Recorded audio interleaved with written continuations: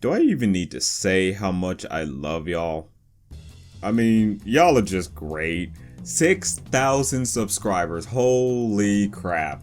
Like, I'm just I'm just so happy you all are just feeling this channel and just feeling my content, and I just love rewarding you guys with these Q&A videos. And you know what? Let's not beat around the bush anymore. I'm answering 10 of your questions this time around again, and let's get right to it.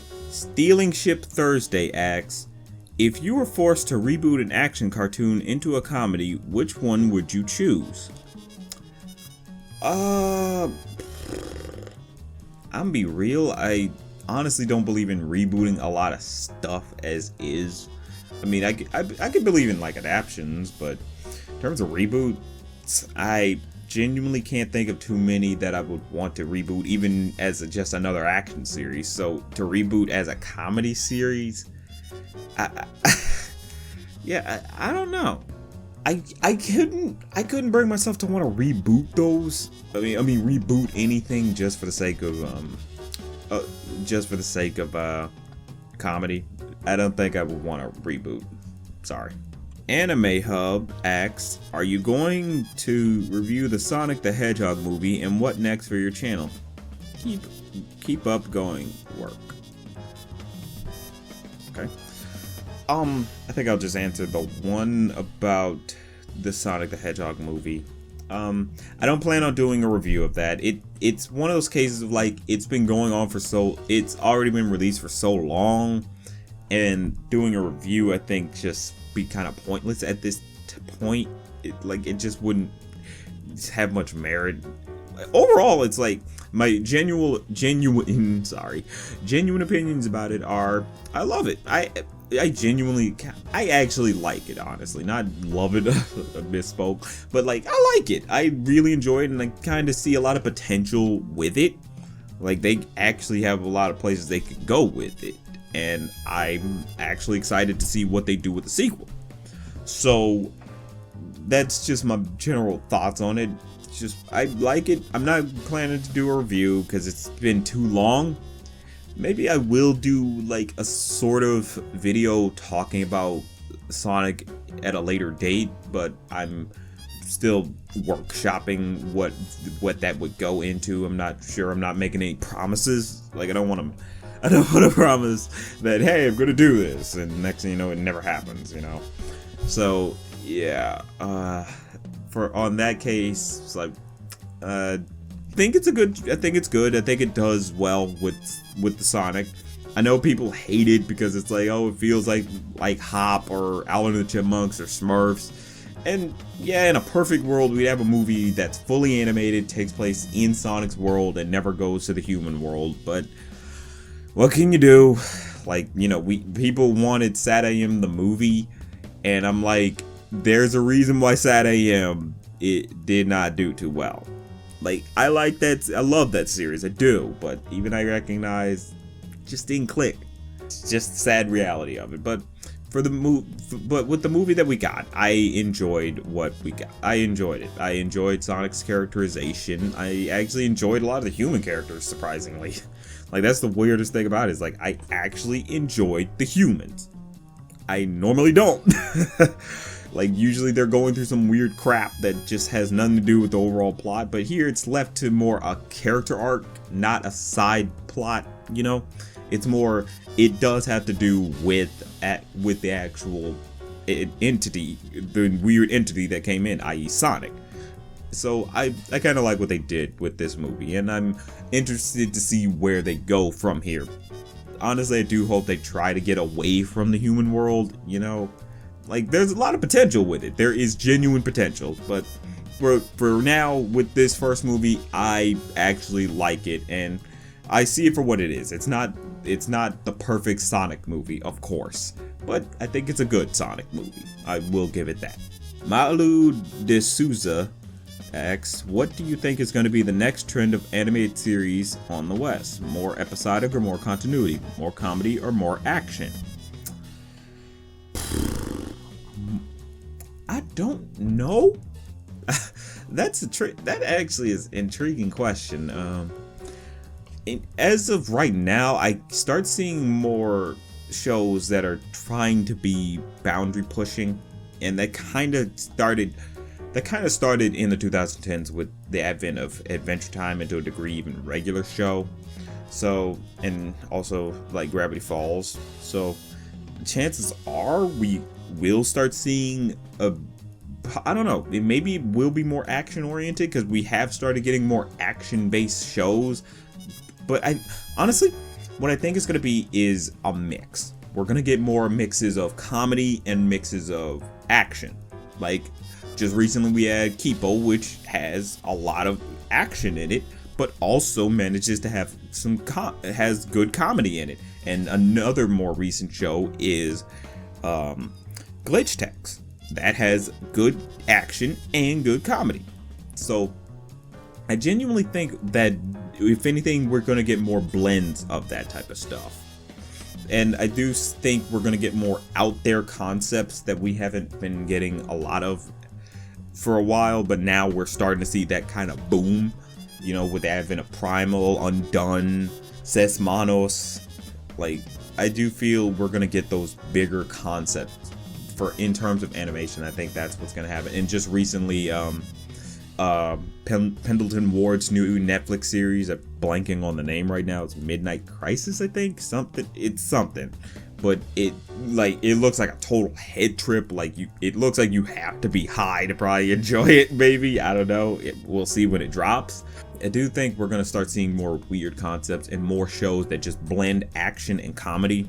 Like, I think that's ultimately what we're going to start seeing. And I honestly look forward to that trend if that actually comes to fruition more often. Like, I kind of like that. I like that blend. I do like that. I do. Abu Dad has a double question. How do you face your problem with YouTube from things like copyright? And also, do you like talking about Mondo Media cartoons other than HTF? To answer that second question, I don't talk about Mondo. I only watch Happy Tree Friends. Sorry, didn't watch a lot of that other stuff. It's just wasn't my thing. Happy Tree Friends was fun, but that's about it. But to answer your first, when it comes to the copyright, the way I do that is that I pretty much play the clip. I just fight them. Every time, like, I get a copyright claim or even a strike, I fight them, because to me, it's scare tactics. They're just being jackasses just because they know they can't take you to court on this. They know you have it's like, I have the original video, I can show it to the judge. I don't even think we need a lawyer, but, like, don't take that as legal advice. I am not a lawyer. Talk to an actual lawyer.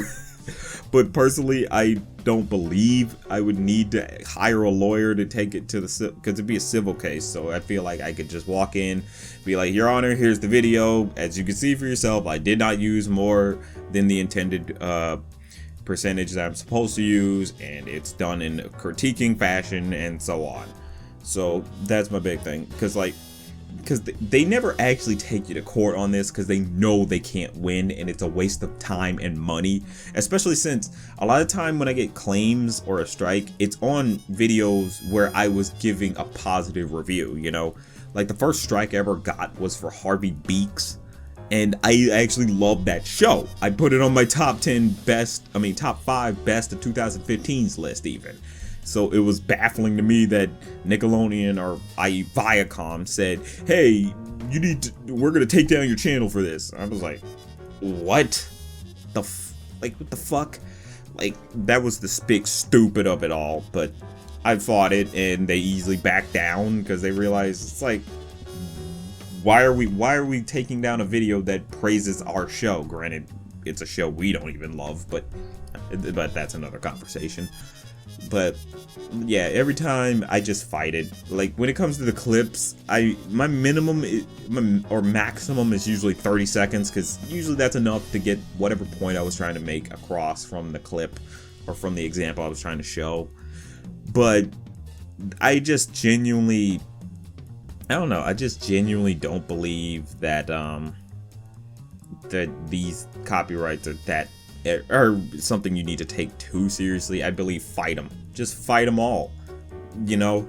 because they're not really about that life like they want to believe it. That's ultimately why I personally think the copyrights need to be taken off of YouTube's hands and it needs to be left to the courts. It's like, if you personally feel like your copyright has been infringed upon, you need to take it to the courts, show the examples to the courts, and have them, you know, be like, okay, we see your point and we will allow a case, or something like that. But that doesn't happen. We just let robots do it, which I feel is illegal. Like, I don't know, I feel like this is illegal, and the courts would look at it and be like, YouTube, you need to turn those off. That's not how this is supposed to work. They actually need to have their day in court. But I don't know. Personally, it's really easy for me to get past because I just fight them all. They're just scare tactics. That's all they are. They are very pointless and very stupid and worthless. Like, they're just a waste of time. That's all they do, is just waste your time. Lauren Jones, have you ever seen a movie called MFKZ? If so, thoughts? Never seen it. Meant to look at it, never saw it. Sorry. I have no thoughts. It looked interesting. I've heard some bad things though, but I don't know. I haven't seen it for myself to really judge, so sorry. Lob City 2.0. What are your thoughts on the mysterious Mr. Enter and PieRules? Okay. I'm gonna answer on PieRules. Have no thoughts on him. I don't personally watch his content like that. He seems like a decent guy, but ultimately, like, I'm in the same server with him. He seems decent enough, but I haven't personally engaged with him, haven't engaged with his content even. But just to get that off the plate, Mr. Enter, I used to love his content. I used to actually watch a lot of his videos. I was subscribed to him, but what recently happened is that he did the Nickel-Rama stuff, and he basically showed his ass. And at that point, after a while, it started hitting me more and more that he has not truly changed. He tried to show off that he changed, that, you know, he doesn't do all his typical bad faith critiques like he used to be known or be infamous for. But with Nickel-Rama, it came back into full fruition, where he's just not doing enough research, not watching enough of the material to really give a proper critiquing of it. And he just showed how much he just does not understand the process of animation and what goes into it. You know, like his thoughts on El Tigre, that pissed me off to a very high degree, because it's like, you genuinely don't know everything about this show. He has this problem with moralism, where he tries to get mad because he thinks it's teaching bad morals. But because his thing with El Tigre is that it's like, oh, Manny and Frida are such awful people, they keep doing bad things. That's the point. That's the point of the series, is that they're bad. They're basically villains, but they're still struggling to, well, particularly Manny is struggling with being whether or not to be a hero or a villain. And Jorge Gutierrez, his whole thing was that he wanted Manny to actually be a villain. Like, if you actually watch it and did a bit more research, you find out there's an alternate ending that implies, yes, he was supposed to be a villain. Like, he was going to choose to be a villain and rule the world and all that, but do the right thing in the end. But he didn't want to do the research, and it kept showing as he watched it. Like, he mentioned Mighty B seemed like it was Flash animation or something in that regard, but it's like, when you look at it, it's like, that is not in any way, shape, or form like Flash animation. It doesn't even flow in the same means. The one that really annoyed me was Rise of the Teenage Mutant Ninja Turtles. Like, my problem with him there was that he claims that it's like, oh, it's an insult to the fans, even though he made it clear when he was reviewing the 2012 series, is that he never was a fan of Ninja Turtles at all. He liked the 2012 series, but he somehow feels like he can be a gatekeeper. And I'm like, you have shown you are not a fan of this franchise, so you have no right to say what is exactly an insult or anything, especially since the original creators themselves were working on this series. And he insulted the animation, which everyone universally agrees the animation is great. And he tried making like these journals on DeviantArt to explain his case, but they just made it worse. Like, he just, like, I used to respect him, and it fully came into mind that I need to stop bothering with him when I saw his Sabrina the Teenage Witch animated atrocity, because I'm like, it's just a simple series. He got mad at it because he thought it teaches a bad lesson of kids, enjoy your youth. He thinks that's a bad lesson. I'm like, it's the lesson of just enjoy your youth. How is that a bad lesson? It's just enjoy the time that you have to be young. Just enjoy it. Have fun. Yeah, there's gonna be some dumb things that happen, like, you know, you're restricted to some things, but it's like, enjoy the time you have. Just enjoy it. That's all it's saying. Like, come the fuck on, man. But yeah, that was all the stuff that just, and then finding out how he does growing around, like growing around, I defended for a while, but then I started thinking more about it. It's like, it's made out of spite. When you make something out of spite, it's bound to be a bad product. You never should make something just because your philosophy is, I can do it much better. When it's like, 1, you haven't gone to school on this stuff. 2, you have no experience with this type of stuff. Like, you're just known for critiquing this stuff. That doesn't mean you could do it better than the actual people who made it. Okay, I'm a critic. I don't believe I can do better than any of these people. Hell, I don't even believe I can do better than the guy who made Pickle and freaking Peanut. Okay, like I'm a critic. I'm aware of who I am and what I do. I admit I'm trying to learn this stuff for myself and maybe create my own type of show, movie, whatever. But I'm not gonna pretend like I am the greatest at it, because I'm not. I have not even really begun. So I don't get a big head on that. But yeah, like Mr. Enter, he just kind of shat the bed too much, and it just got to a point I'm like, I can't bother with your content, dude. It's just annoying, and if anything, I feel like 2020 might be the fall of Enter. Like that, because as we kept going, it's like, yeah, you did this like Nicorama was the big thing, because it's like, you're reviewing this and you're trying to copy Channel Awesome's, particularly Doug Walker's Disney-cember. But even then, when Doug Walker started incorporating TV shows, he made it clear that he watched the full series. He made that very clear. It's like, the series has to be done so I can watch all of it, so no one can come back and tell me, oh, but you need to watch this season, you need to watch this season. He made that very clear. So when Enter is like, I'm gonna watch just a few of the episodes and just give, like, his whole thing is trying to make it seem like he's just giving impressions. But I'm like, if the show is done, the only time that could be done fine is if it's super episodic and nothing really changes, or there's no sense of vision. Like, I reviewed Cramp Twins, but that was literally only like, I only reviewed like 2 episodes, because it's not a show with any development, nothing different happens, it's really all the same stuff.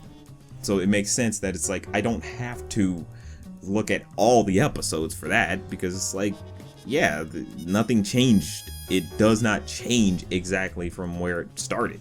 It's exactly the same.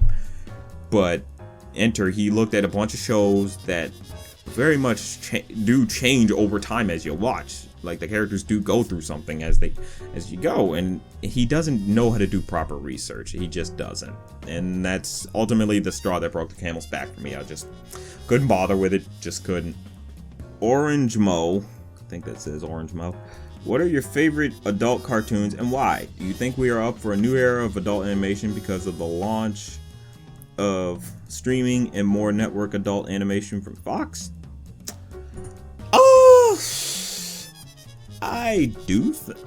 My favorite currently right now, I don't have a absolute perfect favorite. Like, it's like, oh, I absolutely, like, there are a bunch of shows I do like or love. Like, you know, there's Sesmanos, Castlevania, Ball Masters, like that had a really good second season. You should start checking it out. It's really good. And also Castlevania had a good third season too. Undone and just also Primal, like those are some of the adult animated shows that I really love right now. Like, that's basically, those are just my favorites that I can count down. And to the other part, it's like, I do think we probably are entering a new era, if anything. I think the 2020s will start seeing a bit more of a boom for adult animation and trying to make that more, like, make it, or more just get more people involved in it. Like, we started seeing stuff like Bless the Hearts, which I actually really love. Like, I genuinely love that show, because in my mind, it's basically King of the Hill. Like, it's like this age is King of the Hill to a degree. Not a bit different, of course, not exactly King of the Hill, but I just like how the characters are portrayed. I like the positive spin on the family aspect of it. But I do think we are going to start seeing more adult animations throughout the 2020s. So yeah, like, those are my favorites, and I do think we are going to start seeing a bigger advent of adult animation and being more out there. Like I said, we have Pendleton Ward's new show that's coming on Netflix, and that's very much not meant for kids. It's very much an adult series, and it's looking like it's going to be really out there. So I do think we're going to start getting those more out there adult series concepts. Lou Kimjill, if I pronounced that right. What were your thoughts on the Dragon Ball Super Broly movie if you saw it? Loved it. Loved it. I just fucking loved it. I love the action. I liked how they did everything. The music choices at the beginning, like when Goku and Vegeta were fighting separately, I was like, what the hell? But when it got to Gogeta and they had this one song, I was like, okay, that was actually a hype theme. And when it comes to the Super Broly movie, what I want to happen if they bring Dragon Ball back, bring Super back or make another series, is like, don't just recreate the movie, leave the movie as is, but just continue off from the movie, you know? Like, that was the big problem with Super, is that it was just retelling those two movies we ended up getting with Super Saiyan God and Super Saiyan Blue. Like, I was just like, please, just don't, I'm just saying straight up, don't recreate that movie. The way it's made is perfect. It does not need to be redone, okay? The animation is great. Like, everything about it is just great. It flows well, everything. Just leave it as is and just start off separate from it, you know? Like, and the thing about Broly, I really like how they did Broly this time. They gave him more character. You know, he didn't just seem like a total brick like he was in the first movies, or the first three movies. Like, I like that there was more to him as a character, and that he's not just some basic brute. He's basically sort of that gentle giant who has a major, like, anger issues. Like, he just can't control his anger, and I genuinely think that's fine. I think that is perfectly fine.